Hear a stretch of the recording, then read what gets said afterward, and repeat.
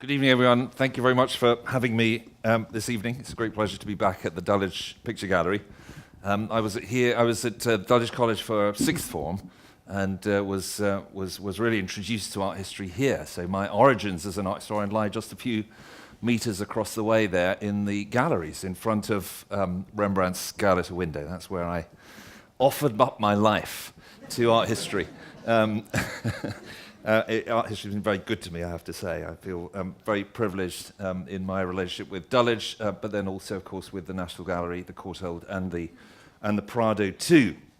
I'm going to talk a little bit about Murillo this evening. Now, normally when you're planning your exhibition programs, you look at centenaries. That seems to be a good way to kind of organize your program. And of course, Murillo was born at the very, very end of 1617. He was baptized on the 1st of January 1618.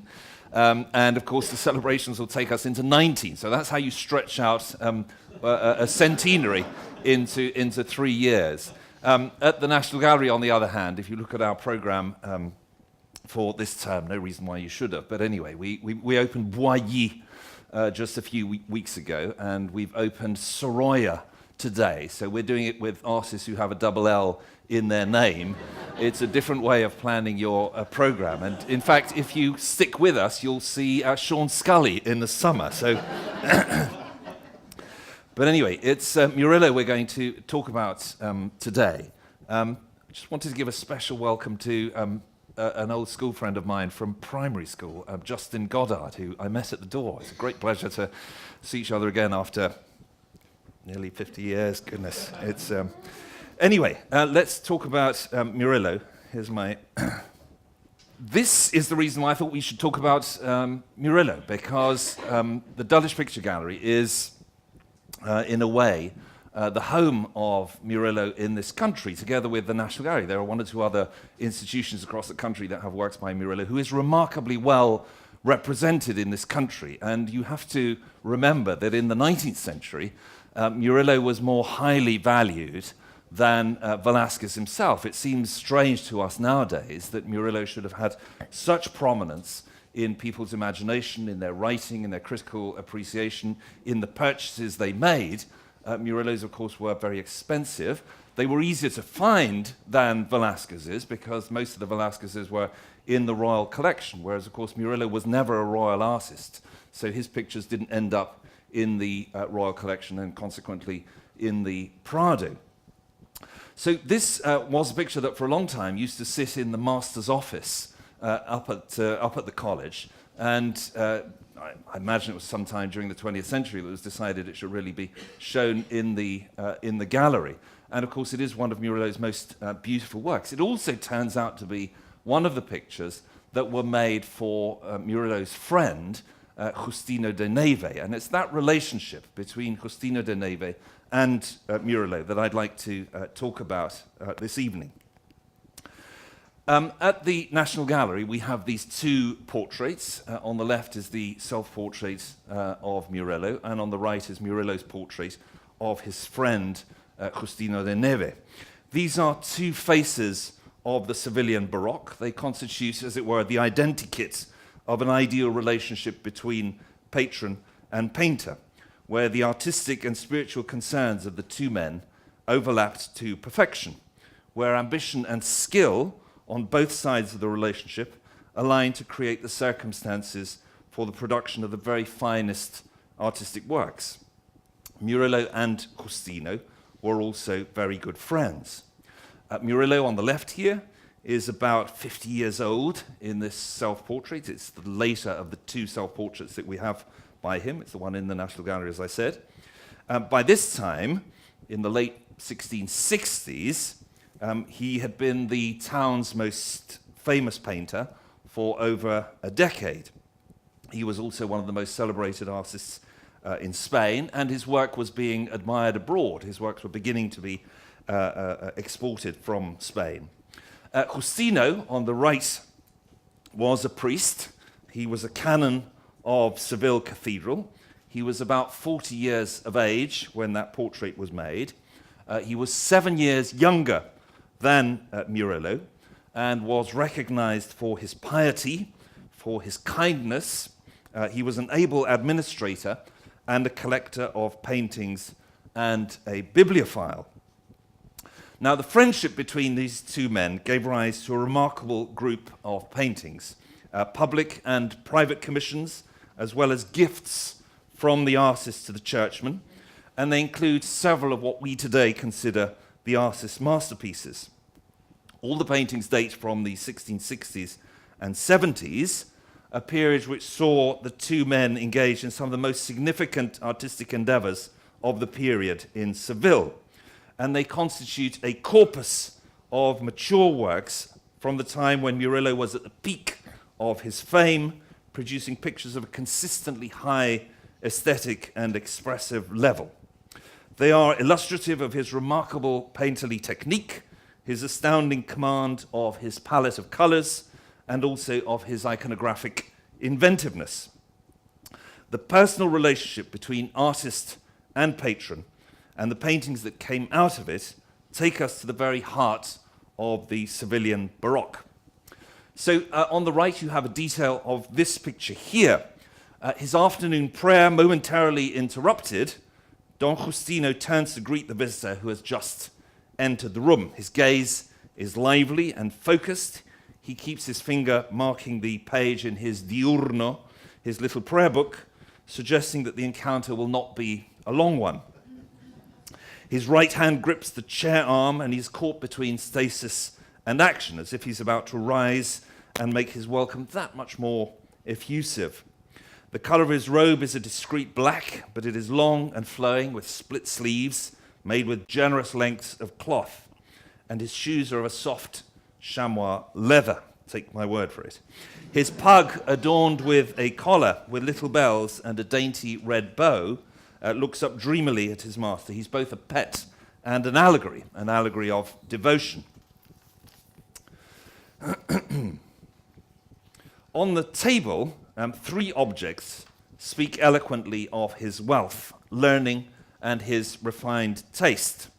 The Augsburg-style gilt table clock alludes to an orderly existence, defined by the canonical hours of the day, the liturgical feasts of the Roman calendar, and the duties of service to the Cathedral of Seville, where he exercised his ministry from the time of his priestly ordination in 1646. The large leather-bound book with clasps is one of the volumes from his considerable library. Now, in the 17th century Seville, a considerable library means several hundred books. He had 325 books in his library, we know from his inventory, his post-mortem inventory, on religion, history, and poetry, and testifies to his intellectual curiosity. So far, we don't know any writings by him. He doesn't seem to have published himself. With the silver bell, he summons his servants and his slaves in the large and well-appointed house he shares with several family members in the parish of San Bartolome, very close to the cathedral. He was born in 1625 from a Flemish father. His coat of arms appear at upper left on the painting. His Flemish father was called Neve, and the Neve arms appear on the left there. His mother was from Malaga, and she was called Chaves, and her arms appear on the right.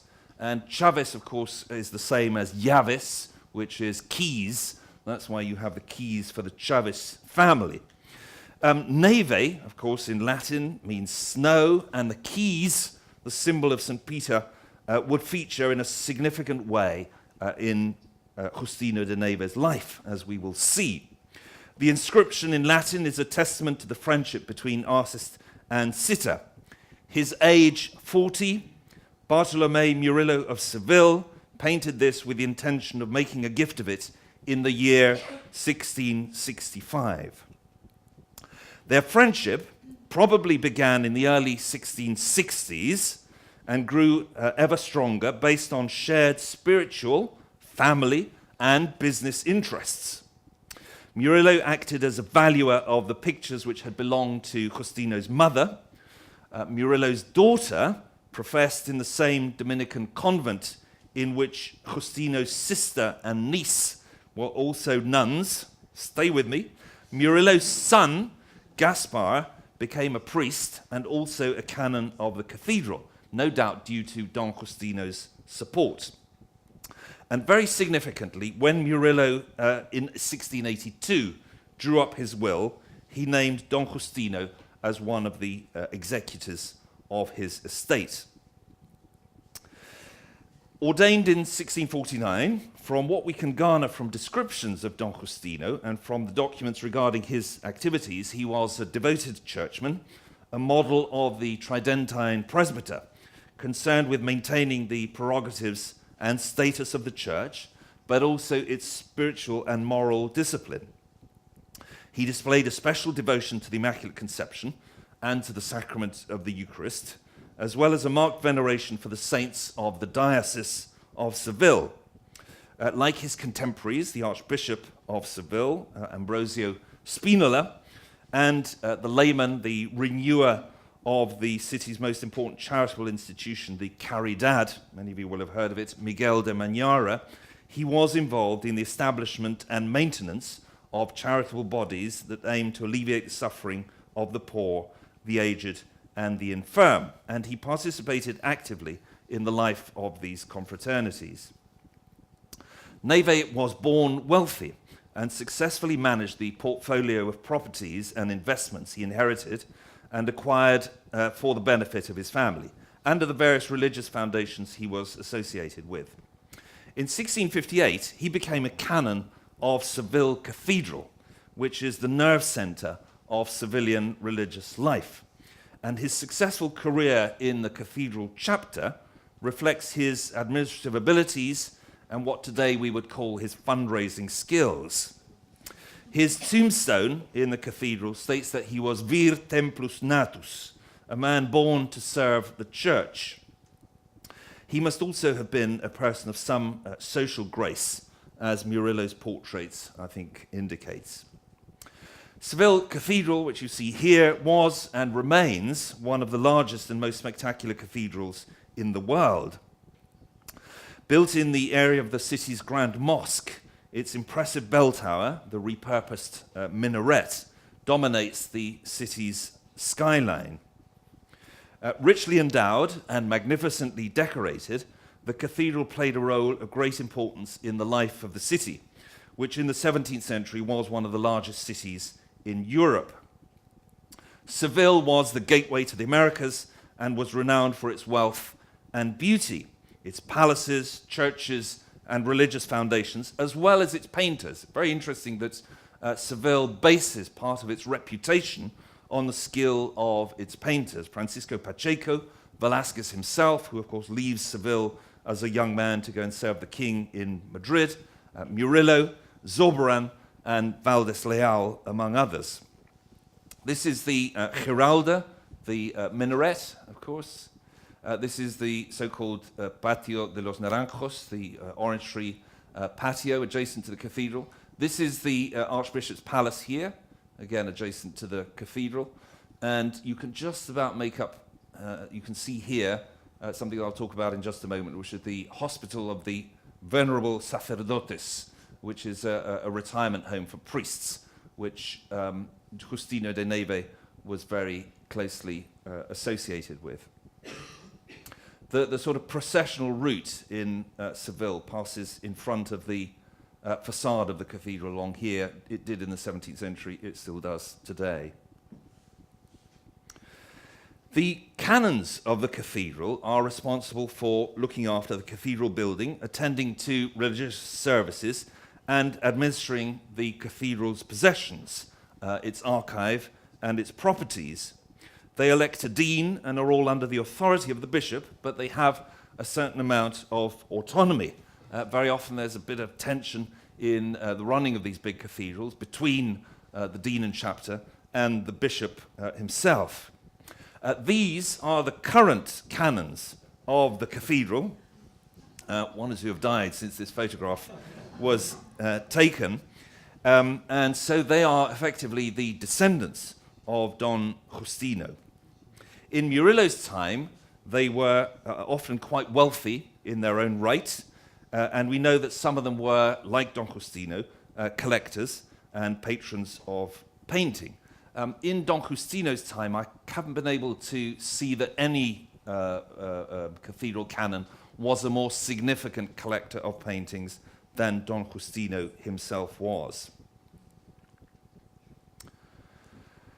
So the relationship between Murillo and the cathedral begins in the 1650s.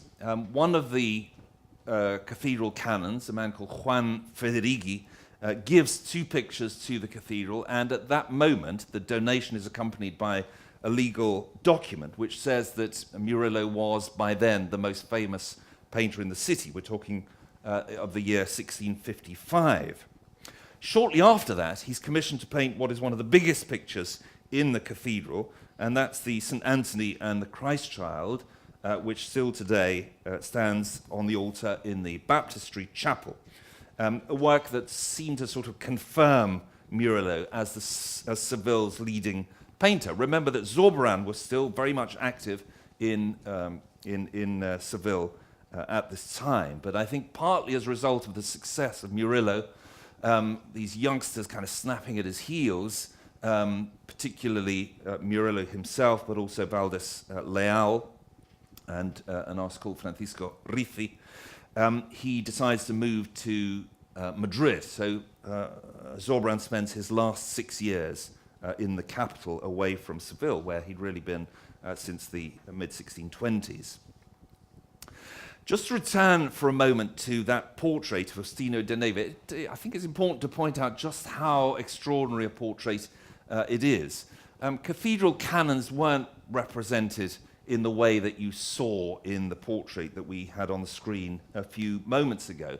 That was the way that you represented cardinals and popes.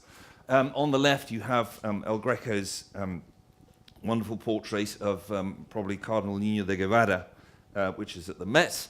And on the right, you have a sort of similar Roman cardinal's portrait dating from the 1630s. The formal parallels are obvious, but I do think it is remarkable that Justino has himself painted really looking like a cardinal when he's important, but he's still nonetheless just a canon. Very recently, it's been proposed that this print here is the specific model that Murillo used for the portrait of Don Justino de Neve. It shows Cardinal Mazarin, so again, it's a cardinal's portrait, which is the precedent for this canon's portrait by Murillo. While the portrait of Don Justino, on the right-hand side, retains a distinctively Spanish reticence and gravitas, to my knowledge, no Spanish cathedral canon had ever had himself portrayed in such a grandiose manner before 1665. Now, the format, full length, seated like a cardinal, may reflect Murillo's high appreciation of his friend, and it is clear from the inscription that it was a gift from the artist, that portrait. We know that the portrait remained in Don Justino's possession, in his house, and that at his death, he bequeathed it to the hospital for retired priests that I mentioned a moment ago, that he himself founded. He declared in his gift to the hospital, he says, this is Justino, "I especially want that a full-length portrait of me, a painting by Don Bartolomé Murillo, be entrusted to the current or future administrator of the said house for retired priests, and I request that he place it wherever he pleases in the house, where they, the priests, can remember to pray to God, our merciful Lord, for my soul." The date on the portrait, 1665, coincides with the completion of a church rebuilding and redecoration project that had been led by Don Justino and for which Murillo had painted a set of 4 major works. So you can see how friendship, business, religious associations, sort of all these interests align in this relationship. The church that you see here, Santa Maria la Blanca, was a former mosque and a former synagogue, It was administered directly by the cathedral, and Don Justino, as cathedral canon, had taken a special interest in it since the late 1650s. The dedication was the same as the Roman Basilica of St. Mary Major, Santa Maria Maggiore, known in its original name as Sancta Maria ad Neves. This is all very important. St. Mary of the Snows. And it therefore combined an allusion to the Virgin's snowy white purity with a completely fortuitous but significant reference to Justino's surname. The rebuilding of the church was motivated by the desire to respond to the publication of a papal brief at the end of 1661 by Alexander VII Chigi, which defended the belief in the Virgin's Immaculate Conception, that is, that she was sinless from the first instance of her existence. This belief was very, very strongly held and promoted by the diocesan authorities in Seville and by the Spanish crown. So the bull of 1661 was seen as a spiritual and diplomatic triumph, and it was celebrated with a host of activities, special processions, singing of Te Deums, new artistic commissions, the construction of new chapels, and also a complete rebuilding of this church here, whose name, as I've pointed out, already alluded to the belief in the Virgin's immaculate state. This is the interior. It's a kind of classic Spanish Baroque interior with this elaborate scroll plasterwork, yesería in Spanish, designed by the sculptor Pedro Roldán and executed by two brothers who were experts in plaster interior decoration, the Borja brothers. You can impress your friends with that bit of information. Every surface was covered with plaster scrollwork or angels, and much of it was also painted in gold. The crowning achievement of the redecoration of Santa Maria la Blanca were the four pictures that Murillo painted for this church at the instigation of Justino de Neve. These are the two great lunettes showing the origins of the Basilica of Santa Maria Maggiore in Rome, with which this church shared the dedication, and then two smaller lunettes that I'll just come to in a moment. So what you have is the first of the two lunettes. These were placed just beneath the dome at the end of the nave. This is the origins of the basilica in the dream of the patrician Johannes, or Juan. There he is asleep with his wife, wonderfully sort of coy representation of the couple, not in bed, but resting adjacent to the big bed that appears behind them. She's just laid aside her sewing, the little dog sitting at her feet, these beautiful little details, sort of domestic details that Murillo is so wonderful at introducing into his paintings.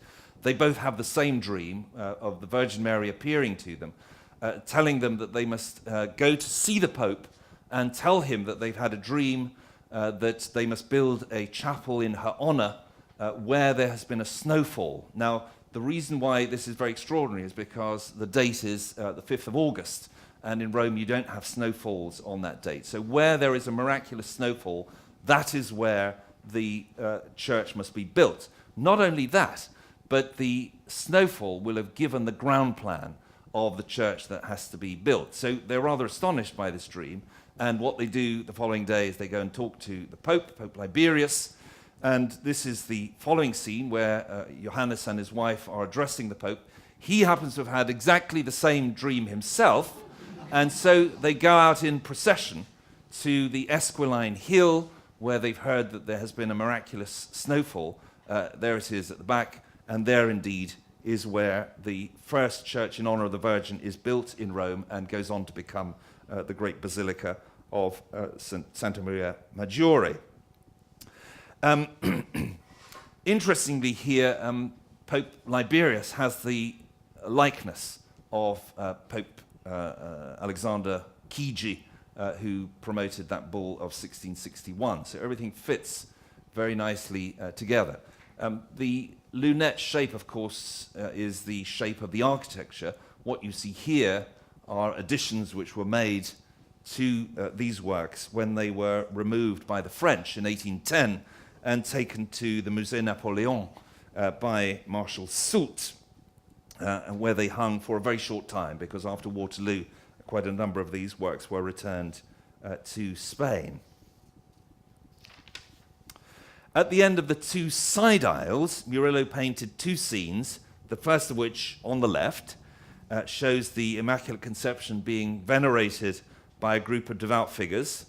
The text of the scroll in the Immaculate Conception here reads, or may be translated, "In the beginning he delighted in her," alluding to the Immaculate Conception's origin in the mind of God. The iconography of the Immaculate Conception, as you all know, I don't need to go into it, is based on a text of the Apocalypse, which refers to the woman crowned with 12 stars and standing upon the moon. Murillo transforms the Immaculate Conception into a beautiful, ethereal vision which seduces the believer through its sheer beauty and its persuasiveness as a heavenly apparition. Of the 6 figures that appear on the left of this painting, this did remain in the Louvre, actually. The 2 figures in the background wear generic kind of biblical dress, those 2 there, and they, I think, must be the Virgin's parents, Joachim and Anna, who sometimes appear with her in images of the Immaculate Conception. These 2 are certainly portraits, and I think you might recognize one of them. I think we can fairly confidently identify that priest on the left with his arms crossed on his chest as Don Justino. So he appears in this painting both as a devotee of the Immaculada and as the patron of the work. In fact, although we don't know specifically about the payments for these works, a later source, Thean Bermudez, in the late 18th century, confidently declared that Justino had in fact paid for all Murillo's paintings for Santa Maria la Blanca.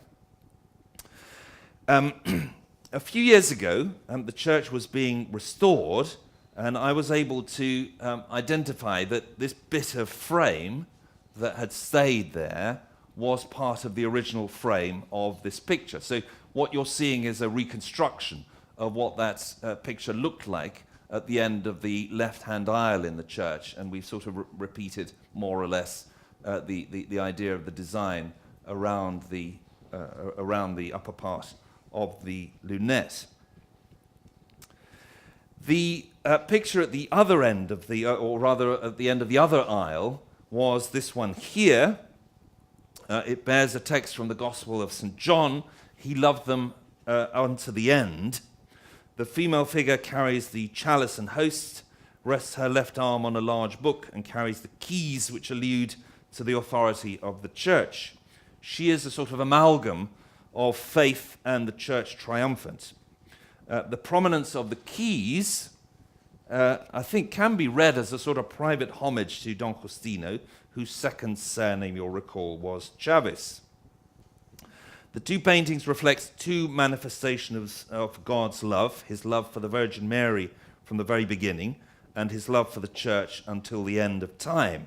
The theological link between the 2 scenes is readily made. The Virgin carries the incarnate God in her womb, and the church administers the Eucharistic body of Christ. This, of course, is in Britain at Buscott Park. It's a wonderful, wonderful picture. We restored it at the Prado for the show that we showed at the Prado in Seville, and then, of course, here in Dulwich about 5 or 6 years ago. That juxtaposition of Eucharist and Immaculate Conception was the leitmotif of the spectacular celebrations that were held on the 5th of August, the Feast of Santa Maria ad Neve, in 1665, to mark the reopening of the Church of Santa Maria la Blanca in Seville. We know a great deal about that event because a book was produced to mark it, published by the city chronicler, at that time a very young writer called Torre Farfán, and this was published very, very soon after. In several of the sermons that were delivered on the occasion and reported in Torre Farfán's book, the following phrase is repeated: "Blessed and praised be the holy sacrament of the altar and the Immaculate Conception of the Most Holy Virgin, conceived without the stain of original sin from the first moment of her existence." The festivities spilled out onto the street, and the author describes in quite a lot of detail a large temporary altar erected outside the church in the plaza, in the piazza just in front of the church, where Mass was celebrated in the open air, and which included several paintings lent by the Confraternity of the Holy Sacrament that was based at the cathedral, and by Don Justino himself, 3 of them by Murillo. Now, the drawing you see on the right is an artist's impression based on the description given in Torre Farfan. I mean, this is very recent, 2008. And this would have been an open-air altarpiece. It's difficult for us. These things just don't survive anymore. So it's difficult for us to imagine, how you would do this in an open-air setting. Well, essentially, you have wooden and cardboard architecture, and for the occasion, local worthies, local collectors would lend pictures. Pictures would be hung around the square, and tapestries would be thrown over the balconies. It still happens today for Corpus Christi processions, and the setting would be turned into a kind of open-air church environment. Some very careful detective work a few years ago, as part of that exhibition I referred to, enabled us to identify the 3 pictures that Justino de Neve had lent. And so what you're seeing now is the reconstruction based on that drawing of 2008, but with Justino's paintings introduced into it. At the top of the altarpiece was Herrera the Younger's Triumph of the Eucharist, and we know that Justino lent an Immaculate Conception of his own. That's the one that you see there. We'll come back to that in a moment. And he also lent 2 pictures of St. John the Baptist on the left. That's the National Gallery picture. You may recognize it. And on the right, a painting of Christ as the Good Shepherd, the Christ child as the Good Shepherd, which is in a private collection in this country. So there's the painting by Herrera. This was the artist who, I think, together with Murillo, I mentioned Ricci, I meant Herrera actually, who is the artist who was sort of snapping at the heels of Zurbarán and led, I think, Zurbarán eventually to decide that his market was being eaten up by others, and he should head off to Madrid. Very interesting, this painting here. He's a wonderful artist. There aren't many works by him. He dies quite young. He's a fantastically gifted artist. But you can see here that it's something very similar to what Murillo had done in Santa Maria la Blanca. So you have the monstrance with the host in it. So it's the adoration of the Eucharist. And here is the Virgin Mary herself as the Immaculate Conception, who is adoring the Eucharist in the monstrance. Here you have the fathers of the church and so on. So it's similar in theme to those 2 lunette pictures that we saw just a moment ago. And here's the Immaculate Conception that Justino de Neve lent for the celebrations. This is Murillo's most famous version of the subject. It was taken to France in the 1810s and was bought by the Louvre in 1852. At that time, it was the most expensive picture ever acquired by a museum. It was returned to Spain in 1941 in a special exchange of works and handed to the Prado, which is where it is today. So Marshal Pétain and General Franco signed a deal. It was partly to ensure that Spain didn't enter into the Second World War, and the deal involved an exchange of works of art as well. It's a sort of mixture of Assumption and Immaculada, and it is Murillo's most perfect rendition of this theme. Theology appears to have taken a backseat here, and Murillo has represented a sublime image of wondrous feminine beauty, more divine than human. Surrounded by a golden glow of heavenly light, the Virgin rises up into the Empyrean, accompanied by dozens of rosy angels tumbling around her, both playful and adoring. Curiously, there are relatively few symbols in the pictures, kind of symbols that normally accompany the Immaculate Conception. No flowers, no palm, no stars. In fact, none of the emblems associated with the Litany of the Virgin, which usually accompany her, are here. The reason for this is given by Torre Farfan, who says that the emblems of the Virgin were not in the picture, but they were carved in the very expensive frame, which was gilt and painted. We started to look for the frame of this picture in the hope that it still existed, and sure enough, we found it on the altar of the Venerables Sacerdotes in Seville. So this is a reconstruction of what the frame looked like in its original, what the picture looked like in its original frame. The frame was described in the inventory of Don Justino's collection, made in 1685 at his death. I quote, "A painting of the pure and stainless conception of Our Lady, 4 varas, 4 yards in height, a painting by Murillo with its frame in which are carved her attributes." And in fact, if you look carefully, you'll see, in fact, I've got a detail, I think, some of the attributes of the Virgin, which usually appear inside the picture, but in this case had migrated to the frame. And clearly the frame and the picture were conceived together. So what you're seeing on the left is the Cedar of Lebanon, one of the appellations of the Virgin Mary, and on the right, the Tower of David, which appear in these cartouches on the frame.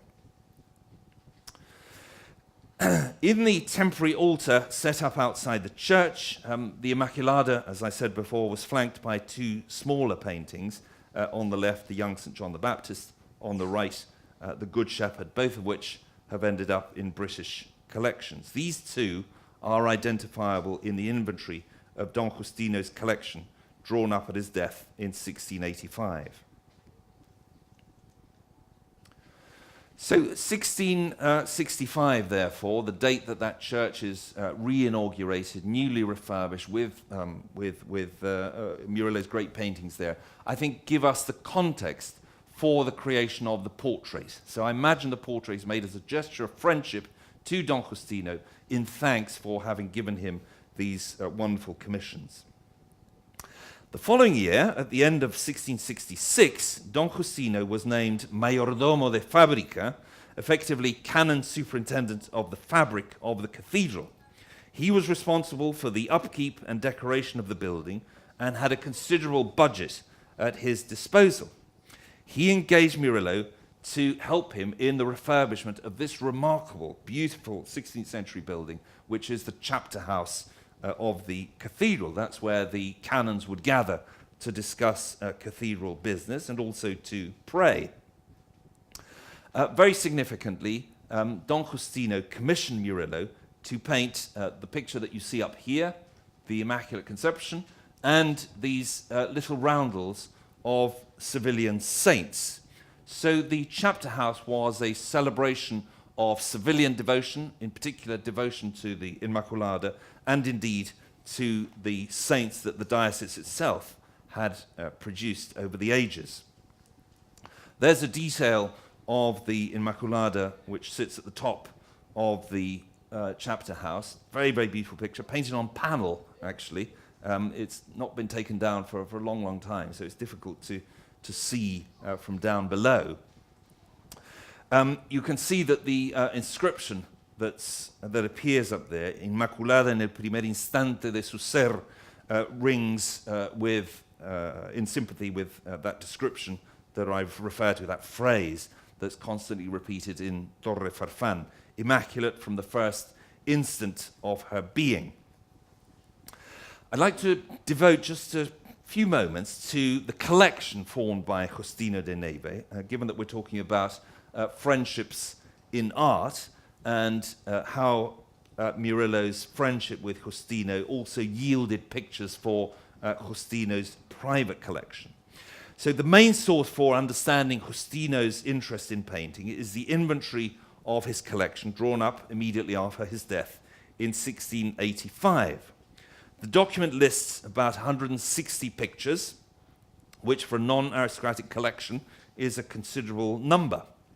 Most significantly, it contained an important group of paintings given to Murillo, described as Murillo in that list, 18, as well as a portrait of the artist, not described by his hand, demonstrating Justino's loyalty and personal commitment to the painter. The only other artist who's mentioned in that inventory is Morales, but otherwise the only named artist is Murillo himself. Of the 160 works, over 100 were religious subjects. There are sort of a dozen or so historical, mythological or allegorical pictures, and one very large painting of nymphs dancing naked. 8 are landscapes. Justino also had 10 still lifes, 11 portraits, including his own, some family members, some priests, a deceased man wearing a Franciscan habit, and 6 pictures that we today would classify as genre paintings, including a girl with a bunch of grapes, a water cellar, and a boy with a crossbow. As regards the Murillos in Justino's collection, the very first work listed there is the Immaculate Conception that we just saw a moment ago, which had the highest valuation, 7,200 reales, very, very substantial sum, nearly 5 times more than the next most highly valued pictures, which also happened to be by Murillo. And remember, Murillo at this time was the most famous painter in the city. The Immaculada, I'm sure, would have hung in his private oratory, perhaps flanked as they were on that temporary altar by the Good Shepherd and the St. John the Baptist with a lamb. In his will, Don Justino bequeathed 2 works to the Venerable Sacerdotes, the home for retired priests, his own portrait, we heard that a moment ago, and a penitent St. Peter. The penitent St. Peter was known about. It was one of the pictures that was taken to France, but it was subsequently taken to England and then lost. But during the course of the preparation of the exhibition, we found it. And we found it on the Isle of Man. And here it is, the penitent St. Peter. We managed to persuade the owner of the picture to lend it to the exhibition at the Prado. There were problems because the TTI races were happening then, and there was not a ferry that could take the picture onto the mainland here in order to bring it to Spain. But it did arrive just as the press was coming into the exhibition, and we opened the box, and fortunately it was the right picture. Here you see it after cleaning at the Prado subsequent to the exhibition. I'm very pleased that it was reacquired for Seville and is now shown in the Fundación Focus, which is the foundation that is housed in the Venerables Sacerdotes. So this picture has actually returned to its home. And this is a very sensitive topic in Seville because they're very conscious that so much of their artistic heritage was essentially swiped by the French and ended up elsewhere. So for a picture to sort of return home was a great moment of kind of triumph for them.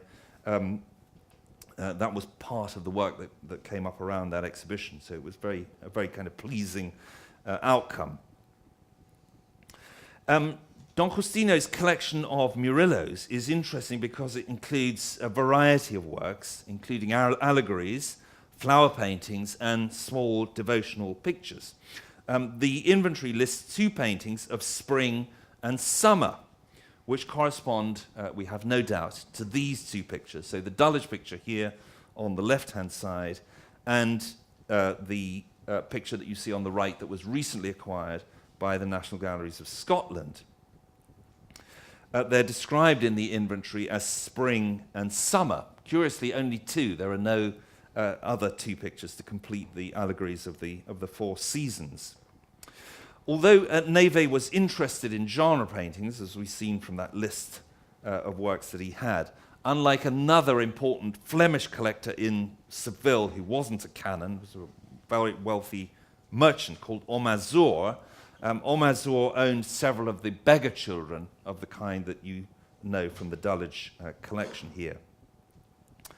In addition to these pictures, there are also 3 small devotional paintings described in the inventory as on stone. 2 are in the Louvre. This is one of them.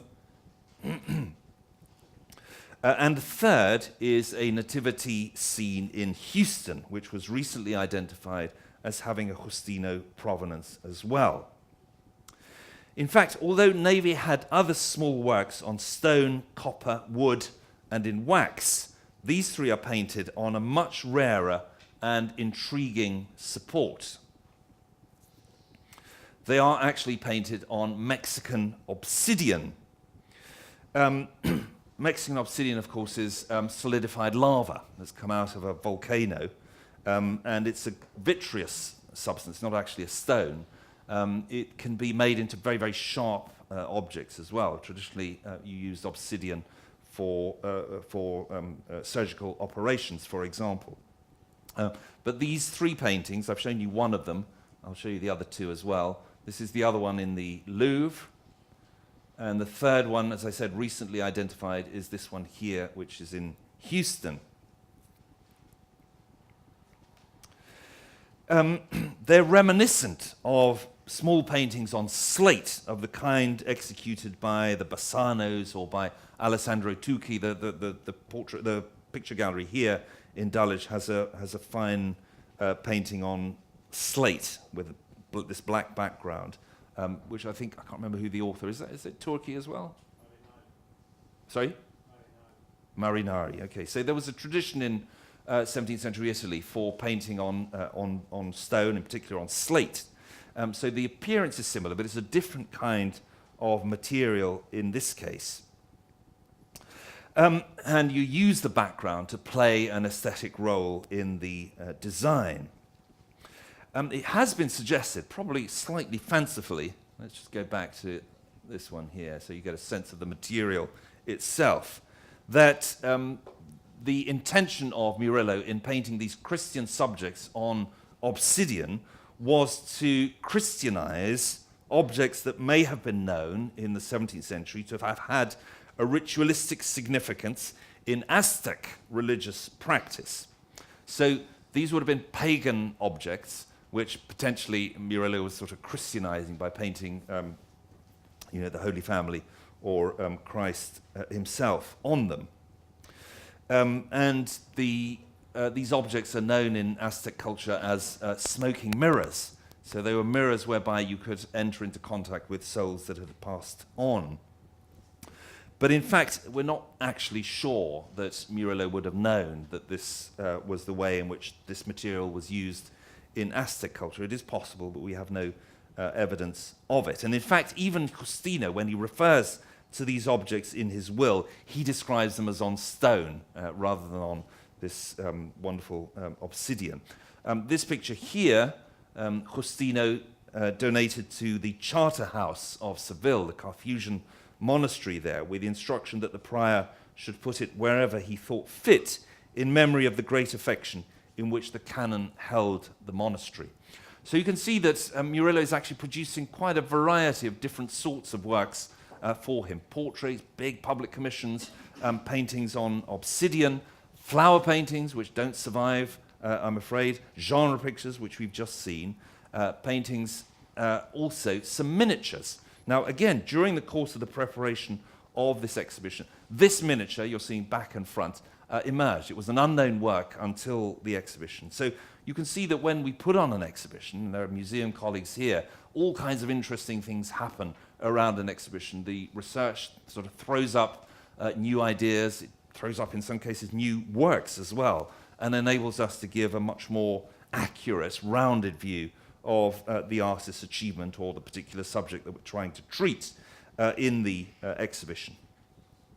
I said that some of the Murillos remain unidentified, those flower paintings, for example, but there were these 4 miniatures, 4 ovals on copper, which later passed into the collection of Omazur, that Flemish merchant that I mentioned to you just a moment ago. Now, in Neve's inventory, this is a little bit complicated, but don't worry if you forget about all this. In Neve's inventory, they're not given an attribution, but in Omazur's inventory, they are described as Murillo. So we can be pretty confident that they're the same works, and so they're by Murillo. So this confirms something very interesting, which we didn't know before, and that is that Murillo also produced miniature paintings. And even more significantly for the purposes of this talk anyway, it adds another 4 works by the artist to Neve's already impressive tally of 18. So he had at least 22 works by Murillo in his collection. It would have made a monographic show in its own right. So this was discovered, as I say, very recently. They're very small. I think the dimensions are just 58 millimeters, so 6 centimeters, something like that. Here's the Dream of St. Joseph on the left, and on the other side is St. Francis of Paola. The stone under which the earthly remains of Justino de Neve lie in the cathedral in Seville records only 2 of his achievements: his 40 years of service in the chapter and his role as Venerabilium Sacerdotum Hospitii Promotor.